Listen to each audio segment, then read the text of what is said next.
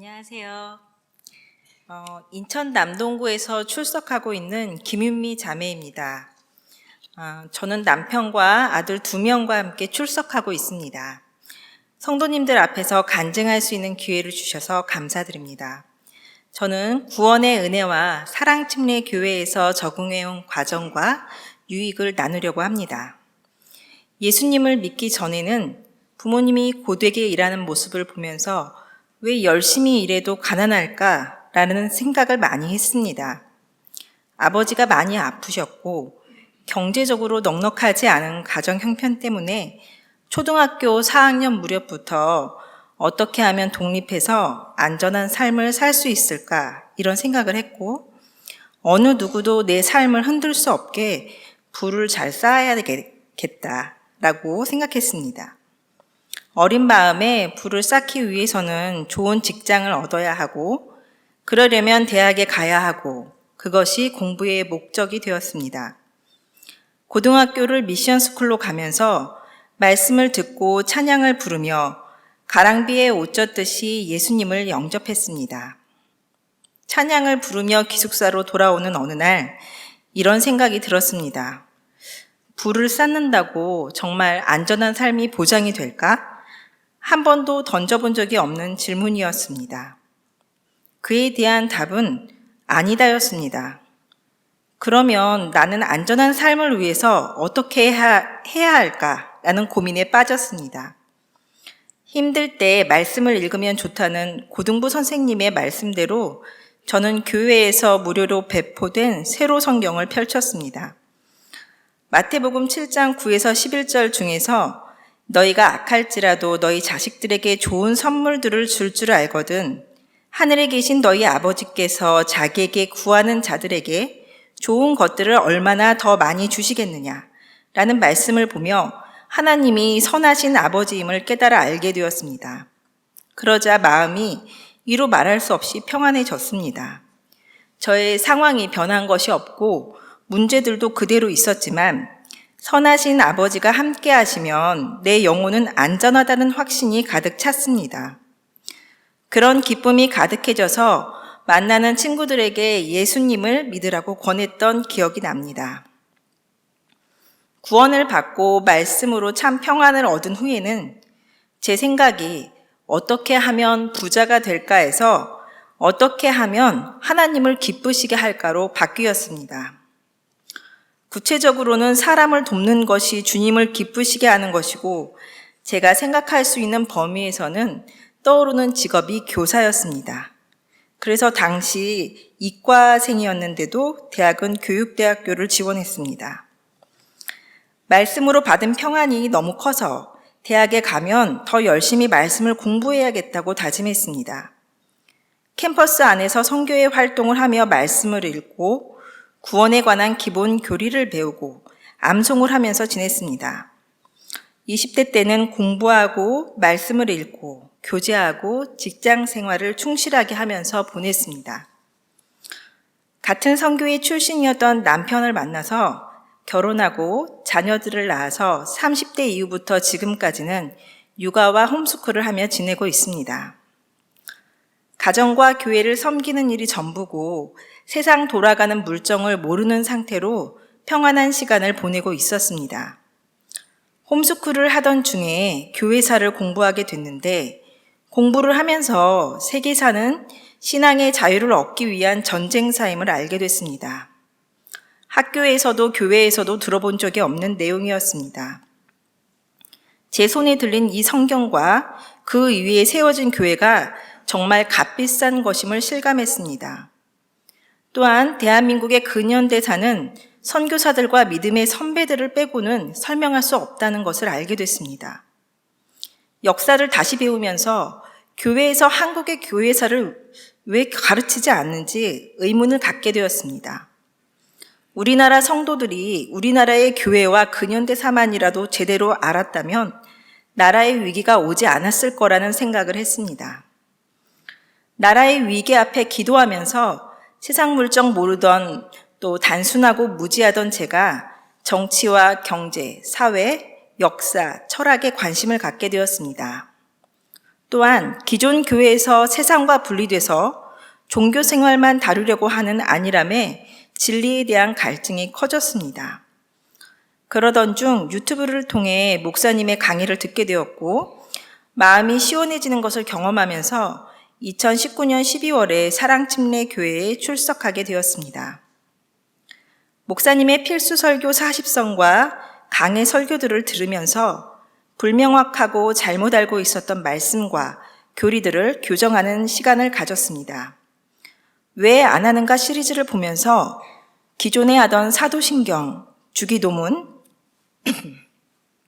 축도 등이 신약교회의 경륜에 맞지도 않고 카톨릭의 종교의식에서 온 것임을 알게 됐습니다. 그동안 제 신앙생활을 돌아보면서 무지에서 아이들에게 잘못된 것들을 가르치고 행해왔음을 알고 회개하는 시간을 가졌습니다. 또한 말씀을 읽으며 무슨 뜻인지 모호하던 부분도 한글 킹제임스 흠정역으로 읽으니 명확해졌습니다. 20살 때 처음 성경을 읽으면서 이게 무슨 말인가 궁금해지면 성경 강해서나 성경 사전, NIV를 참고하며 성경을 공부했습니다. 그때는 누군가 성경을 창세기부터 차근차근 설명해주면 좋겠다고 생각했습니다. 성경 시대에 대한 배경 지식이 부족해서 말씀을 읽어도 온전한 진리를 파악하지 못하는 부분들이 있었습니다. 그리고 새신자는 요한계시록을 함부로 읽고 해석하지 말라는 경고를 듣기도 했습니다. 설교를 열심히 메모하며 듣고 큐티도 열심히 했습니다. 매년 성경 일독하라는 말씀에도 따라서 실천했습니다. 그래도 말씀이 이해가 되지 않는 부분들이 많이 있었습니다. 목사님의 마태복음, 창세기, 요한계시록 강의는 구약과 신약의 경륜이 어떻게 다른지, 하나님의 창조와 사람의 타락, 이를 구원하시기 위한 계획과 마지막에 있을 심판, 그 이후의 새 예루살렘까지 이해하는 데 큰 도움이 되었습니다. 말씀을 듣는 것은 너무 좋은데 교회에 적응하기는 쉽지가 않았습니다. 저희 가족이 출석하고 얼마 되지 않아서 코로나 사태가 터졌고 예배를 온라인으로 드리게 되면서 성도들과의 교제가 어려워졌습니다. 자녀들도 선뜻 주일학교에 들어가려고 하지 않았습니다. 그러던 중 사모님의 권유로 바흐 찬양팀에 들어가면서 성도님들과 얼굴을 익히고 찬양하며 작은 교제가 시작되었습니다. 저녁 시간까지 연습을 하니 자녀들은 남아있는 친구들과 교제하는 시간이 생겼습니다. 그래서 자녀들도 주일학교에 참여하게 되고 저희도 인사할 형제 자매님들이 생기면서 교회 안에 한 발을 들여놓게 됐습니다. 우리 교회는 목사님 말씀처럼 능동적으로 움직여야 교제가 이어지는 것 같습니다. 예배만 참석하면 관계가 넓혀지지 않았습니다. 코로나 기간 동안 1년을 다녀도 2년을 다녀도 새신자 같은 마음이 들었기 때문에 매주 예배당에 오면 인사하는 것에 신경을 쓰면서 알지도 못하는 성도님들께, 아이들에게 반갑게 인사하려고 했습니다. 아직도 모르는 분들이 많지만 지역 모임을 하며 알게 된 분들을 중심으로 인사하고 안부를 묻고 있습니다. 저처럼 교제하는 것이 쉽지 않은 새신자분들이 계신다면 섬김의 기회가 보일 때마다 또 모임에 대한 공지가 있을 때 참여하실 것을 권해드립니다. 오래 다닌다고 해서 저절로 내 교회가 되는 것은 아닌 것 같습니다. 내 교회라는 마음으로 성도님들이 요청에 응하고 능동적으로 참여해야 좋은 만남과 교제가 시작된다고 생각합니다. 저와 남편은 교회의 모임에 적극적으로 참여하려고 했습니다. 일례로 지난해에 있었던 청지기 모임은 교회에 대한 이해를 넓히고 교제를 가질 수 있는 귀한 시간이었습니다. 매주 토요일마다 강의를 듣고 토의를 하면서 성도님들을 알아갔습니다. 소그룹으로 토의했던 것도 아주 좋았는데요. 제가 원했던 규모이기도 했습니다. 또 자매들끼리 토의를 할 수 있어서 더 자유롭게 생각을 나눌 수 있었습니다. 그리고 주방을 어슬렁거리다가 들어간 주방 섬김을 통해서도 교회의 기둥 같은 자매님들을 만날 수 있었습니다. 일을 같이 하는 것도 친해질 수 있는 좋은 기회였습니다. 지역 모임이 있는 주간에는 남편이 참석을 못해도 참석했습니다. 그러다 보니 좋은 자매님들을 알게 돼서 지금은 여러 모임에 참석하기를 잘했다고 생각합니다. 모임 외에도 지난해부터는 남편의 권유로 신학원 과정을 신청해서 이수하고 있습니다. 강의를 듣고 책도 읽고 격주로 시험도 보며 학생 같은 1년을 보냈습니다. 지금은 3학기째인데 쉽지가 않습니다. 졸업하신 분들이 부럽지만 같이 힘내서 공부하고 있는 동기분들이 있어서 잘 버티고 있습니다. 요즘에 수강하고 있는 과목은 조직신학인데요. 정말 추천하고 싶은 과목입니다. 하나님과 사람에 대해서, 죄에 대해서, 천국과 지옥에 대해서 일목요연하게 정리가 됩니다. 누군가에게 전도를 하고 싶거나 구원에 대한 확신이 없다면 조직신학 강의를 꼭 들어보시기를 추천드립니다. 신학원 강의의 또 다른 유익은 개역개정과 킹제임스 한글 흠장역의 차이를 알게 됐다는 것입니다. 어릴 때 개역 성경에서 없음이란 말을 보고 이상해서 먼저 믿음을 가진 선배에게 물어봤던 기억이 납니다. 개역개정을 번역한 사본인은 그 구절이 없다는 답변을 들었습니다. 아, 이 구절은 없구나. 그러면 차라리 없음이라고 하지 말지 왜 없음을 남겨뒀을까? 궁금했지만 목사님이나 신학자들이 전문가이시니 이분들이 없는 것이 이상하지 않다고 하시면 그런가 보다 했습니다. 그런데 강의를 들으면서 사본이 크게 두 종류로 나뉜다는 것을 알게 됐습니다. 다수사본과 소수사본이 있고 다수사본에는 없음이 없고 이 사본을 본문으로 번역한 성경이 온전한 성경이라는 것입니다. 킹제임스 성경이 바로 그 온전한 성경이었습니다. 소수 본문은 로마 카톨릭이 사용했고 한국의 개역개정도 이 소수 사본을 본문으로 번역한 것임을 알게 됐습니다. 그래서 없음이란 말이 있는 것이었습니다. 사본이 바르지 않으면 교리가 잘못될 수 있다는 것도 배웠습니다. 삼위일체나 구원에 대한 교리가 정말 다양하다는 것을 보면서 정말 사본이 중요하고 바른 사본을 바르게 번역하는 것이 중요하다는 것을 알게 됐습니다. 목사님이 킹제임스 성경을 강조하시는 마음이 이해가 됐습니다. 강의를 들으면서 또 친정어머니도 생각이 났는데요. 교리를 바르게 전달해서 예수님을 믿고 구원받으실 수 있게 도와야겠다는 생각이 계속 들었습니다. 지금도 듭니다. 어머니가 사시는 시골에는 바른 교리를 전하는 킹제임스 성경을 쓰는 교회가 없습니다. 어머니는 교회에 출석하고자 하는 마음이 있으시지만 교회에 가면 11조라는 돈을 꼬박꼬박 내야 한다더라. 신방도 오고 손님 접대도 해야 하고 구역 모임을 하면 회비도 걷는다더라. 생각만 해도 부담스럽다고 하십니다. 제가 당장 교회에 안 가도 되니 복음을 들으시고 먼저 예수님을 믿으라고 권하며 그동안 배운 것들을 전해드립니다. 그래도 자주 찾아뵙기가 어려우니 그런 어머니께 먼저 성경을 들려드리고 싶은데 기존 개역개정 성경 음원은 드리고 싶지가 않습니다. 교회에 바라는 것이 있다면 킹제임스 흠장역 성경 앱이 나와서 눈이 침침한 어른들도 바른 말씀을 들을 수 있게 해주시면 좋겠습니다. 제 자녀들에게도 대학에 가게 된다면 신학원부터 수강하라고 권하고 싶습니다. 40이 넘어서 공부하려니 암기하는 시간도 더디고 집중력도 떨어집니다.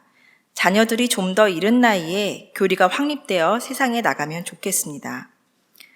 신학원 과정을 이수하면서 생기는 단점도 있었습니다. 그것은 기존 교회에서 배웠던 과거의 신앙생활로 돌아갈 수 없다는 것입니다. 기존 교회들의 설교를 들을 수가 없고 비판하는 마음이 생깁니다. 그리고 기존에 친하게 지내던 홈스쿨 가정들과도 교리적으로 일치하지 않는 부분이 생겨서 말할 수 없는 부분도 생겼습니다. 이럴 때 어떻게 지혜롭게 행할지는 아직도 숙제입니다. 교회에 온 가족이 적응할 수 있었던 것은 가족이 함께 드리는 주일 예배를 통해서입니다. 어찌 보면 너무 당연한 것인데 일반 교회에서는 어른과 청소년, 아동을 분리해서 수준별로 예배를 드립니다. 우리 교회는 가족이 같이 앉아서 같은 말씀을 듣는 것이 정말 좋습니다. 자녀들도 자신의 수준에 맞게 이해하며 듣고 집에 오는 길에는 말씀을 나누게 되고 같은 믿음을 지니게 되어 기쁘고 감사합니다.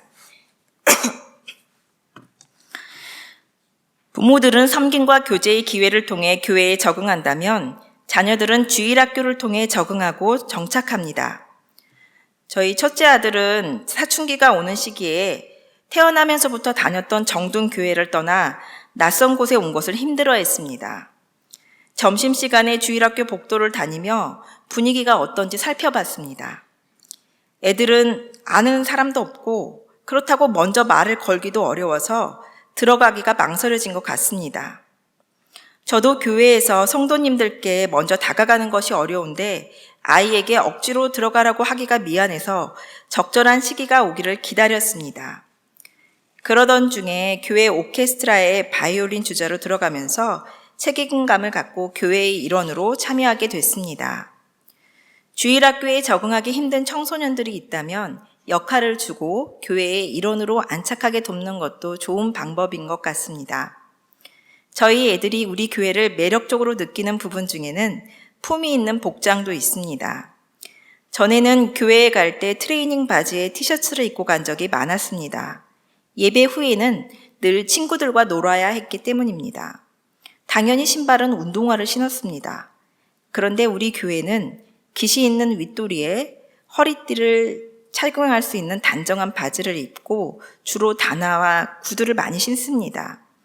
청소년기의 복장은 무리를 따라가는데 기존의 친구들이 단정하게 입으니 튀지 않으려고 셔츠를 찾기 시작했고 교회에 갈 때마다 어떤 옷을 입을지 고민하는 것을 보고 양복을 구입했습니다.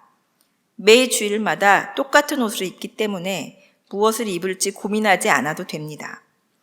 그리고 애들이 자신도 어른들처럼 양복을 입는 것이 좋은지 주일 아침마다 셔츠를 다리고 넥타이를 매며 준비합니다. 단정한 복장이 저희 애들에게는 교회를 좋아하게 된 포인트였습니다. 중고등부에 처음 들어가서 새로운 친구들과 사귀는 것이 쉬운 아이도 있고 어려운 아이들도 있으리라 생각합니다.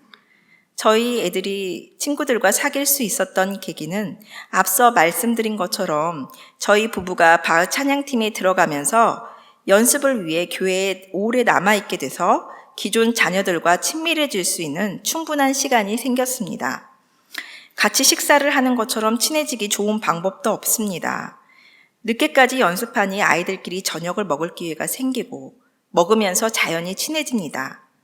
그러다가 둘러앉아 보드게임도 하고 이야기도 하면서 즐거운 시간을 보냅니다. 자녀들이 친해질 수 있도록 충분한 시간과 같이 식사할 수 있는 경험을 주는 것이 적용을 위해서 좋은 것 같습니다. 매주 선생님들의 설교와 그룹별 모임은 자녀들에게 좋은 자극을 주고 월말에 갖는 특별한 시간도 아이들에게 기대하는 마음을 갖게 했습니다. 설교 시간에 들은 말씀을 신나게 이야기하는 아이들을 보며 선생님들이 정말 열심히 준비하고 있음에 또 그렇게 섬겨주고 있음에 감사를 드립니다. 본받을 수 있는 교회 학교 선생님들이 있음이 저희 교회의 자랑입니다. 또 미디어 특강과 역사 특강, 스포츠 활동 등 자녀들에게 도움이 되는 특강과 소통이 있어서 좋습니다. 여러 선생님들의 섬김 가운데 자녀들이 잘 적응하고 자라가게 해주셔서 감사드립니다. 이 외에도 교회에서 열리는 다양한 강좌를 통해서 종교 생활에만 국한되지 않고 토탈 트루스를 이뤄갈 수 있는 것이 큰 기쁨입니다. 시대의 눈먼 자가 아니라 시대를 분별하는 그리스도인이 되는 것에 교회가 깨어있어서 기쁩니다. 강좌에 필요한 연사들을 초청해 주시고 방송으로 송출해서 언제든지 들을 수 있게 해주신 형제 자매님들께 이 기회를 빌어서 감사를 드립니다. 저희 가정은 아직도 적응하는 중입니다. 이름을 모르는 분들도 많고 이름을 들었는데 금세 잊어버려서 또 물어봐야 하는 경우도 많습니다. 아직 교회 안에서 섬기고 성도님들과 교제하는데 서툰 부분들이 있지만 겸손히 배우며 알아가고 싶습니다. 저희 가정을 그리스도 안에 한 형제로 환대해 주시고 교제해 주시고 섬겨주시는 성도님들께 감사하고 진리의 말씀을 선포하시는 목사님께 또 그런 목사님을 지지해 주시는 사모님께 감사를 드립니다. 또한 우리 가정을 이곳으로 인도하시고 교제케 하시는 하나님께 감사와 영광을 드립니다. 이상으로 간증을 마치겠습니다. 감사합니다.